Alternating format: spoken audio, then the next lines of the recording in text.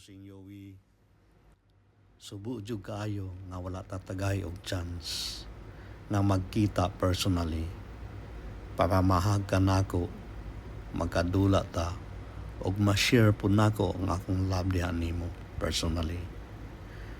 Usually sa video chat ra gyud ta magkita og magkaistoryahanay, nya lupigon pa gyud ko nimo sa imong mga English. You answered correctly kung mag-math quiz pud ta. Yes, you are so smart and intelligent kid.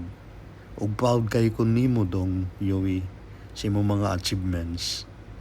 You gave me joy since sa imong pagkatao hantod sa pagdako. Enjoy po ko kayo sa imong mga vlogs. Pero karon mamiss na nako ang atong mga conversation. Especially na mga phrases nga I love you tatay, I miss you tatay, please buy me toys, give me money for McDonald's. Yes, mamiss na ako na Yowie. But although subo kaayo, na-comfort po ko sa mga nice and inspiring messages gikan sa mga tao nga na-close nimo o nag-share sa ilang mga unforgettable experience with you. You're so loved and blessed, Bossing. Again, I'm proud of you.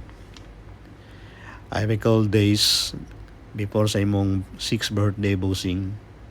Besides nga nag-ask ka sa ako nga skateboard para imong birthday gift, which I gave, nag-suggest po ko nga mag-try mulit ni mama ug papa nimo nga magpa-interview para makakuha og visa for Chicago, which I prayed para magkita jud ta. But God has His plans for you and purpose for you, Bossing. Og instead visa para Chicago, God approves your visa to heaven for eternal happiness. Walay pain, walay sufferings.